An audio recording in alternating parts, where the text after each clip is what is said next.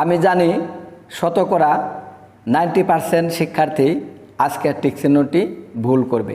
যারা 2027 সালে এসএসসি পরীক্ষা দেবে তোমাদের জন্য টিক চিহ্নটি অত্যন্ত গুরুত্বপূর্ণ। ঢাকা বোর্ড 2026 সালের সব টিক চিহ্নই আমাদের শিখতে হবে। আসো টিক চিহ্ন শিখি।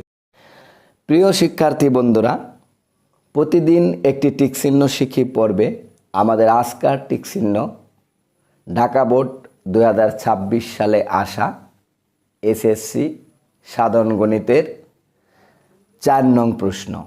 আমি তোমাদেরকে আগেই বলেছি ঢাকা বোর্ড 2026 শেষ করে অন্যান্য বোর্ড 2026 টিক চিহ্ন আমি আমার এই পেজে আপলোড করব। তোমরা যারা এসএসসি পরীক্ষা দেবে তোমরা নিশ্চিত যে 2026 সালের সব টিক চিহ্ন করতে পারবা? অবশ্যই না।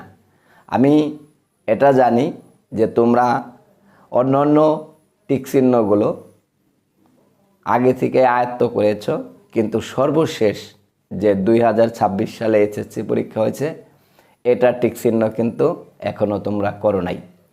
আর একটা কথা হলো যে বিভিন্ন গাইড পুস্তকে তুমি যখন এই টিক চিহ্ন খুলবে এবং দেখবে যে কোনগুলা তুমি পারো না, গাইড এমনভাবে তৈরি করা হয়েছে যে উত্তরগুলো দেওয়া আছে যেগুলো সহজ উত্তর, এমন 7-8টা প্রশ্নের উত্তর দেওয়া আছে, আর বাকি যেগুলো জটিল এগুলোর উত্তর কিন্তু খুঁজে পাবে না।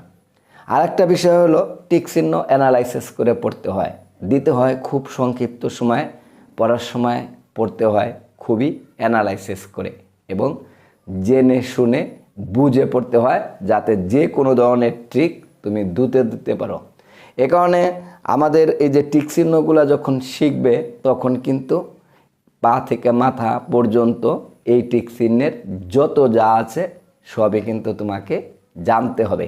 কেননা এই টিক চিহ্নটা যদি না এসে অন্য কোনো টিক চিহ্ন আসে তাহলে তুমি যেন করতে পারো। হ্যাঁ, এই উদ্দেশ্য নিয়েই আমরা প্রতিদিন টিক চিহ্ন প্রকাশ করি এই পেজে।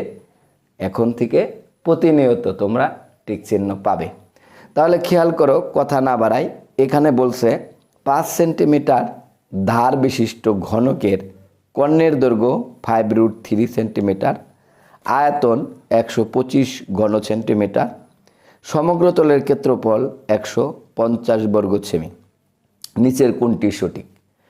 স্বাভাবিক কারণে প্রশ্ন আসতে পারে যে এইখানে এই যে টিক চিহ্নটা দেওয়া হয়েছে, কর্ণের দৈর্ঘ্য এত দেওয়া আছে, আয়তন এত ঘন সেমি দেওয়া আছে এবং সমগ্র তলের ক্ষেত্র